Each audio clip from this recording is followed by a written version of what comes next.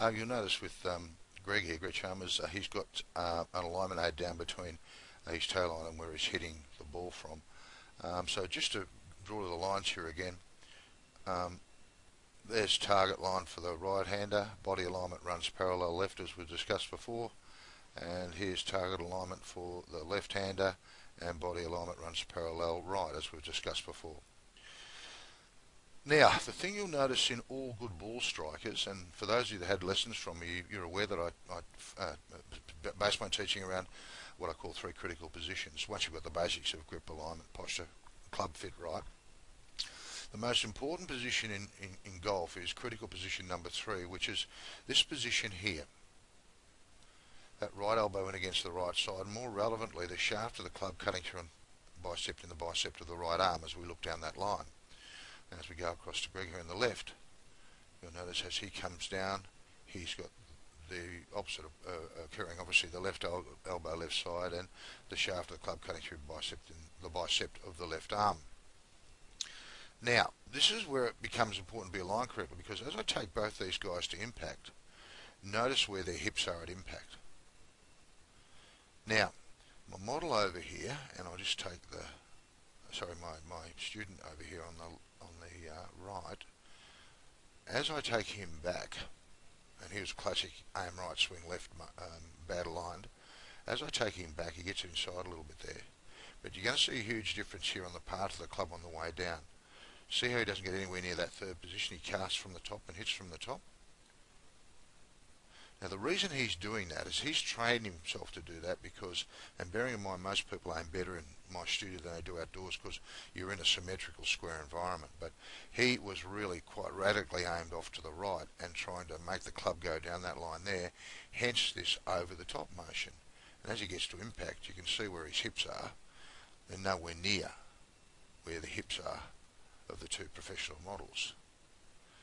That's the secret to consistent ball striking, getting the club into that position and releasing the club late. That way you have more control over the club head and the plane of the club. Again, note the hip position. Now, as I take the model through, you'll see how he swings off to the left. This is a classic pull slice motion, by the way. And as we work the models, you know, see they extend down the line a little more. And of course they get right to a nice balanced finish. Again through to a nice balanced finish, whereas the model didn't have a finish at all there. And this is a direct result of not aiming correctly. It's so important to get a line correctly so that you can deliver the club back from the inside on path. That's where consistency comes from. Now, if you're setting up to the golf ball, and as most people do, they look over their left shoulder and aim their body at the target. That line's a bit severe there for Oliver, but nevertheless he's closed off, and he was closed off considerably more when I first started with him. That means that you're set up to hit it. You're set up to hit it. I'll try that again.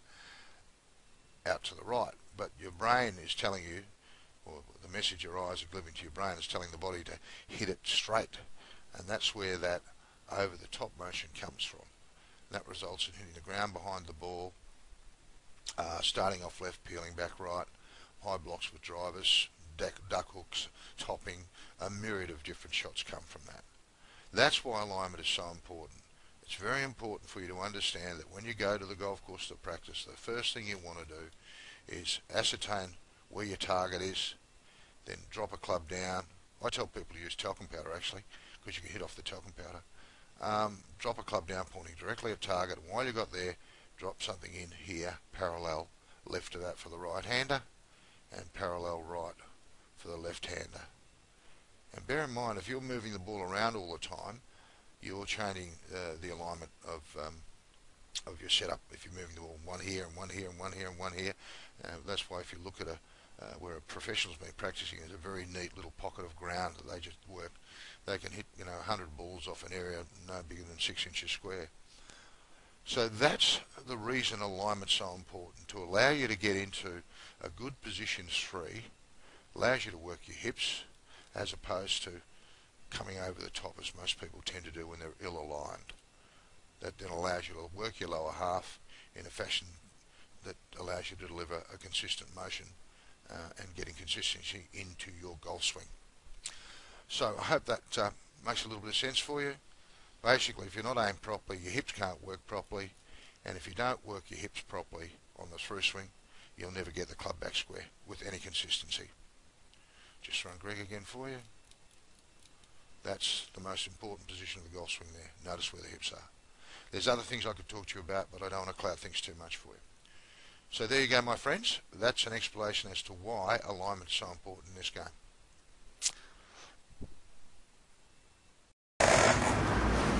So there you go. That's a little bit of information as to why it's important to understand that alignment, or the way we align, is parallel left with body alignment for the right-hander and parallel right with body alignment for the left-hander. I mentioned at the beginning of this video that I'll be doing something a little different here with the Golf Link 215. Basically, it's my intention to put together what I call a hybrid model, to use a golfing term. Out there today, a lot of people use the internet for information, and that's all well and good, but invariably you're dealing with somebody that is on the other side of the world and have access to millions of people buying digital product, and it's very, very difficult to sit down one-on-one when you've got a special issue. So obviously, my being here in Perth, this is more about the Perth market, so the logic being to integrate a bit of the two models. So as the year progresses, I'll be putting up a membership site which will be access to members only. There's about 2,000 of you that I send these videos out to, or these emails out to. Under the old 80-20 rule, I envisage there'll be about 20% of you that will be interested in what I'm having to offer. It'll give us the best of both worlds. The ability to have somebody that you can look at face to face and have a conversation with here in Perth, or we get on the phone and ring as a member, and to have some ongoing information posted on the internet and a bit of a forum and that sort of thing as well, so I can be there to answer your questions. So once again, I'd just like to thank you so much for the support that you've given me over the year or the years, and I mean this from my heart. Without your support, I just can't survive. As you know, all I really do here is teach for a living, which is passing on the knowledge essentially, and I need like-minded people to have a passion for the game, that want to get somewhere in their game and are prepared to put the time and energy and effort into what's required to achieve that. So once again, I'd just like to thank you all for your support over the years, as I said, and wish you all a very Merry Christmas and a safe and prosperous New Year. Bye for now, and let's all have a great 2015 together. Merry Christmas.